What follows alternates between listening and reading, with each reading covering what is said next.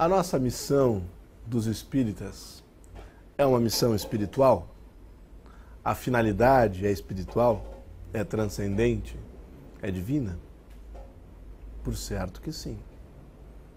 Mas há aspectos materiais a serem considerados para que cumpramos esta missão?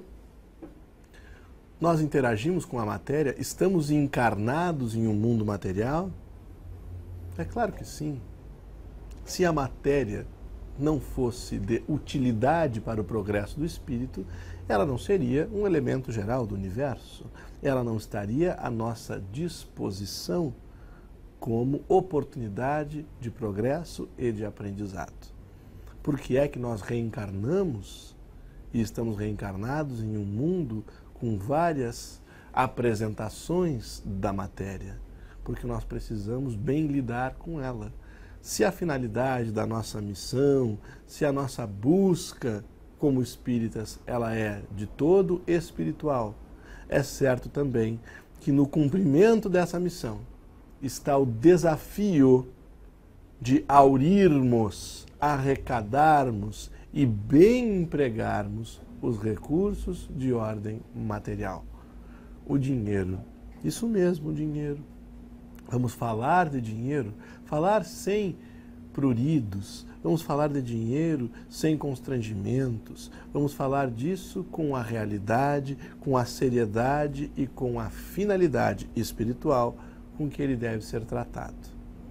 O benfeitor Emmanuel, que tanto nos tem orientado e auxiliado nesta reflexão acerca da sustentabilidade, também o fará neste pilar de sustentabilidade econômica, de reflexão acerca da realidade financeira do centro e do movimento espírita. Em uma obra intitulada Dinheiro, Emmanuel nos traz a seguinte orientação: o dinheiro não compra o céu, mas pode gerar a simpatia na terra quando utilizado nas tarefas do bem. Não paga a boa vontade, entretanto, semeia o benefício e o contentamento de viver, se nossa alma permanece voltada para a divina inspiração. Não tem valor para o câmbio depois da morte. Contudo, é sustentáculo do progresso geral se nosso espírito está centralizado nos objetivos de elevação. Não nos esqueçamos de que Jesus abençoou o vintém da viúva no tesouro público do templo e empregando dinheiro para o bem, convertamo-lo em colaborador do céu em todas as situações e dificuldades da terra. Emmanuel, do livro Dinheiro, ditado a Francisco Cândido Xavier. Mas será este, meus amigos, companheiros de trabalho espírita, irmãos de fileira, um desafio dos dias de hoje unicamente?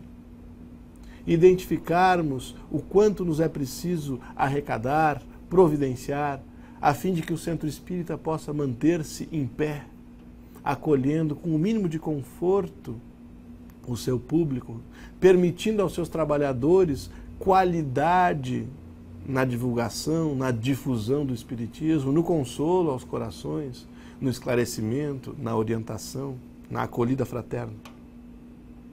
Não, este não é um desafio deste momento unicamente. Ele é um desafio da trajetória humana, porque o bom emprego da riqueza, ele se constitui em um obstáculo, oportunidade para o espírito imortal.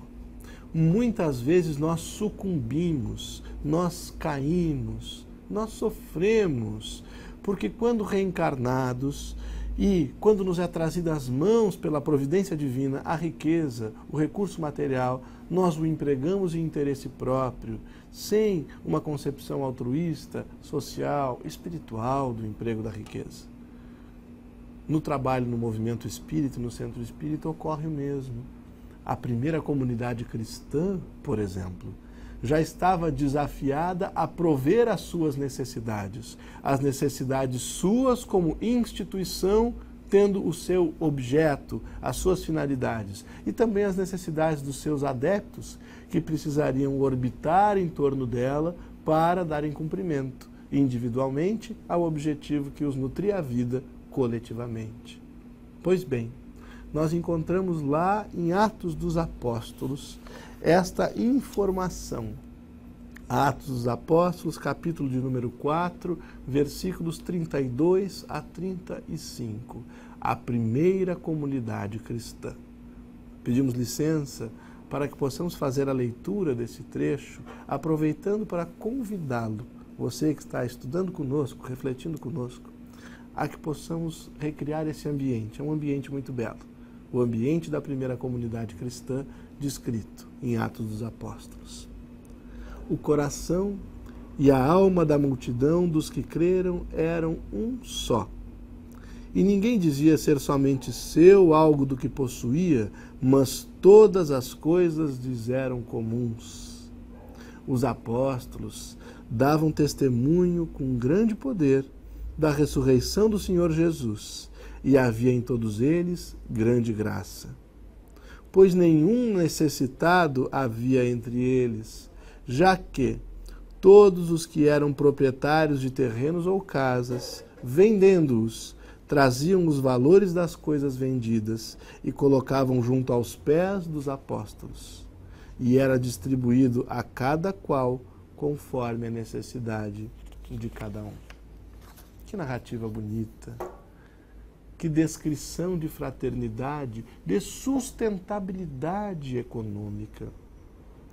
Nós relatávamos, no início desta reflexão sobre sustentabilidade, quando falamos do cronograma de Jesus, quando trouxemos os dados estatísticos dos espíritas brasileiros, que, pela identificação, pela classificação do IBGE, nós somos, dentre os religiosos, aqueles que concentram a maior renda. É verdade, nós somos os mais ricos materialmente. E muitas vezes nos surge o questionamento, mas onde está esse dinheiro?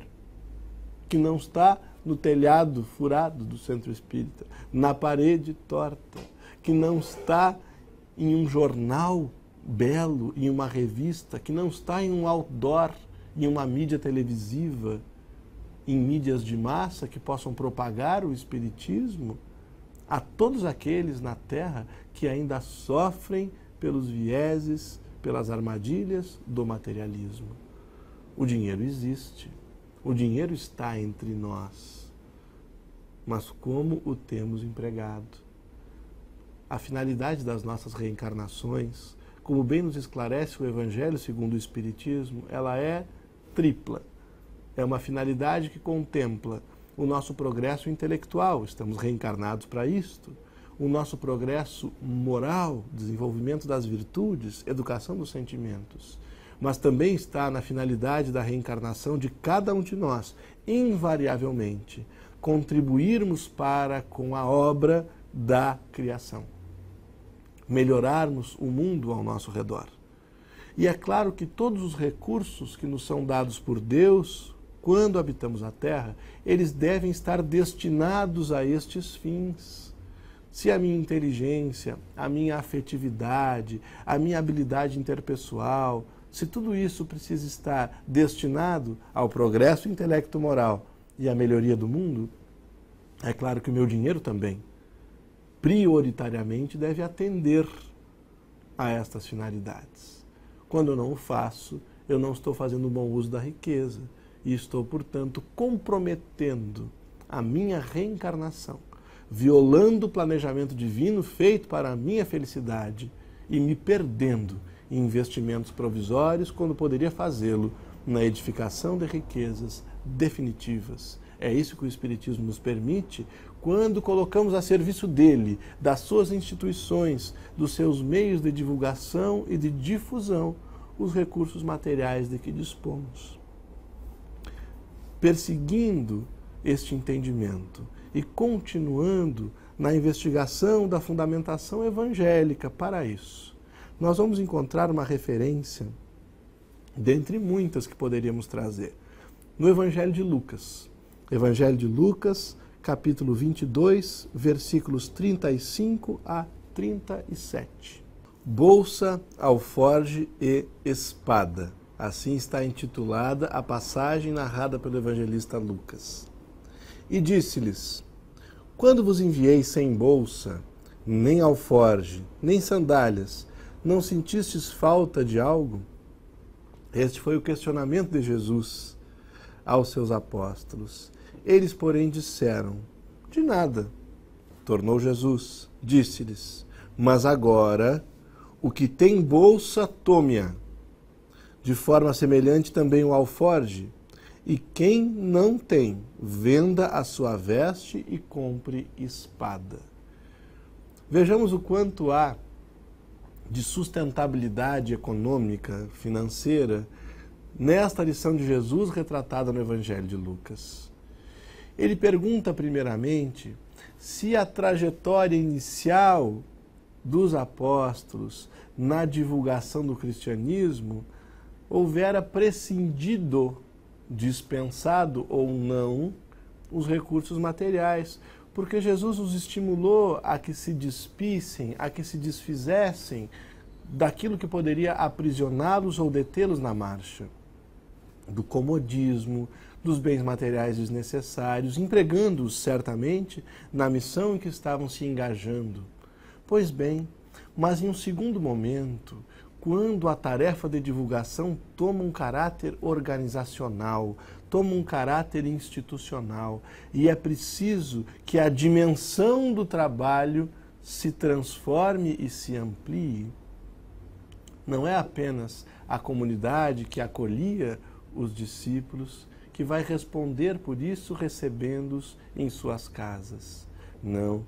Jesus está conclamando a cada um, e também à comunidade cristã, e também ao movimento espírita, ao centro, ao órgão de unificação, que empregue tudo quanto tem, tudo quanto pode, na grande marcha de regeneração da humanidade, pela difusão do cristianismo redivivo, pela disseminação dos corações da boa nova, esclarecida e aprofundada pelo conhecimento espírita.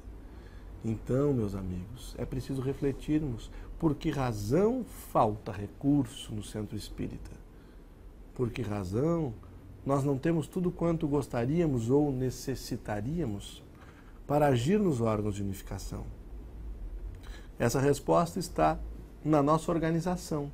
Na organização pessoal, estou contribuindo minimamente para a minha instituição, para o movimento que integro, ou estou contribuindo de modo coerente e de acordo com as minhas reais possibilidades? Porque muitas vezes nós imaginamos, é gratuito o trabalho do centro espírita. É claro que é. Eu não pago pela palestra, pelo passe, pelo atendimento fraterno, pela evangelização ou pelo grupo de estudos. É claro que não pago nem devo pagar, mas a estrutura material contemplada por todas essas atividades, envolvida na consecução destes fins, ela sim deve ser paga. E se eu tenho condições de contribuir para ela, eu devo fazê-lo. Tornemos a primeira comunidade cristã. Ela era mantida pelos seus adeptos. Assim o é nas comunidades cristãs de hoje, nos centros espíritas. Eles devem ser mantidos pelos seus adeptos.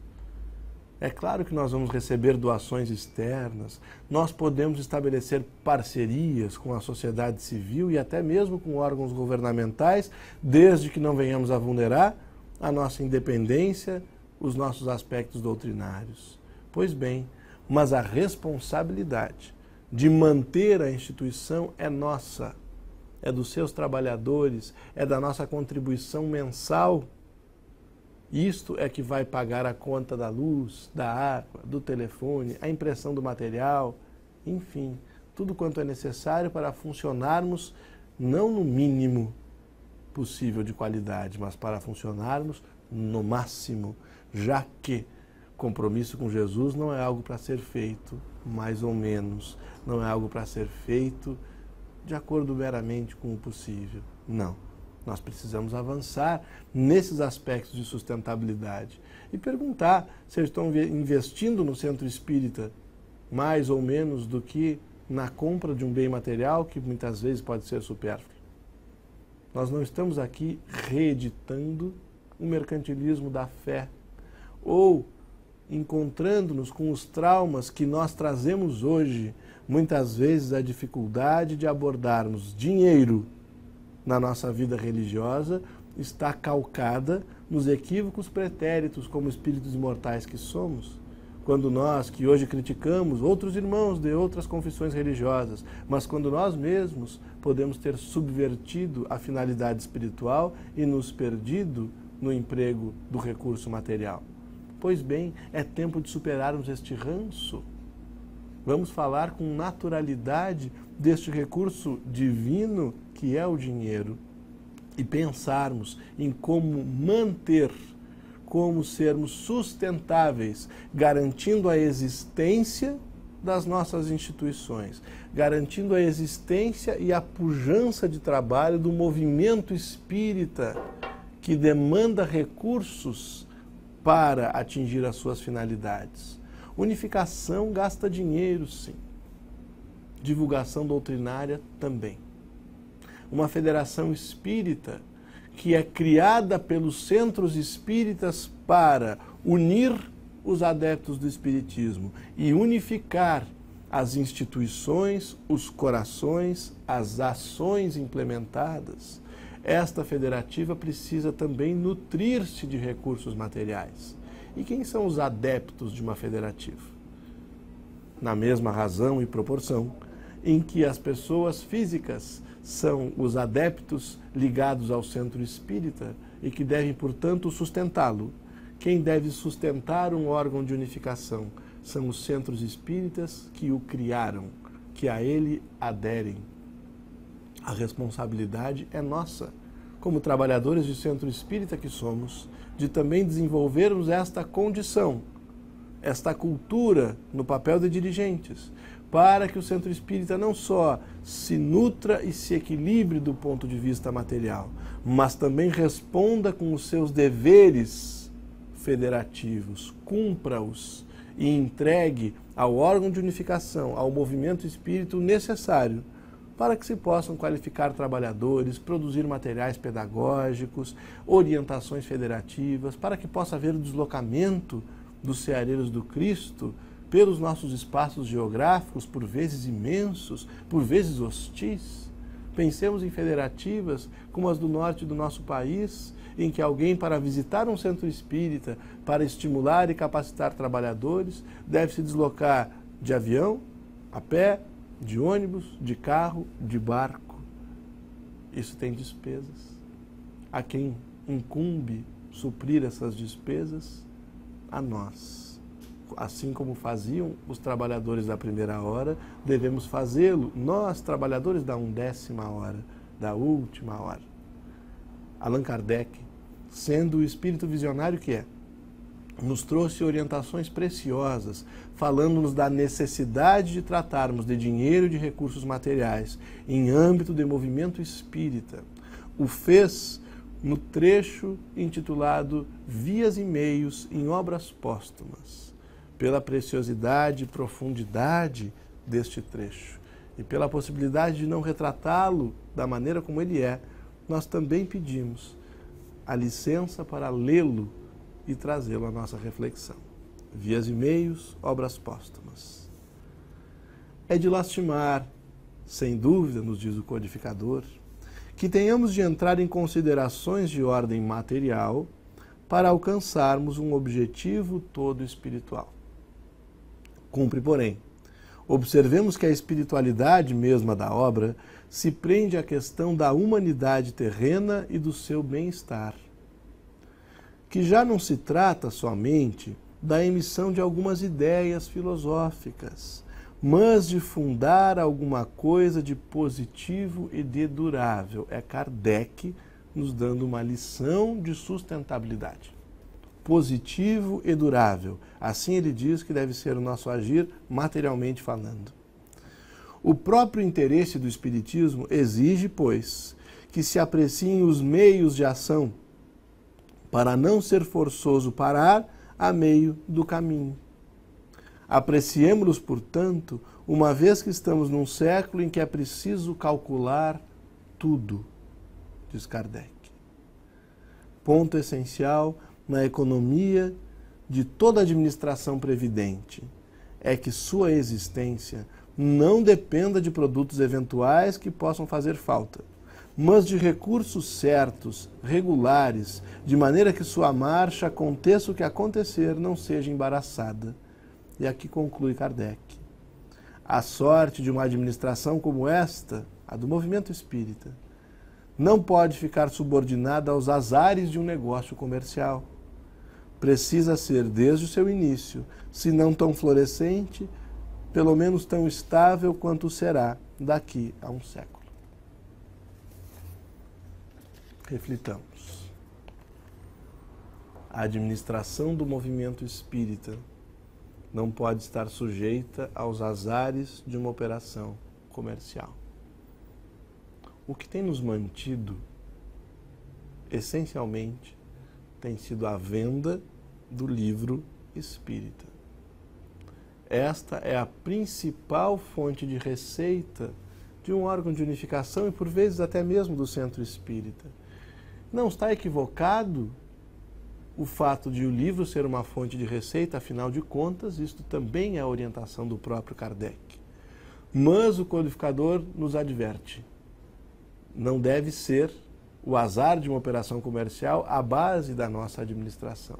Porque ele sabia, com o Cristo, que a responsabilidade por estabilizar, por manter de modo sustentável o centro e o movimento espírita é dos seus adeptos, é das suas instituições.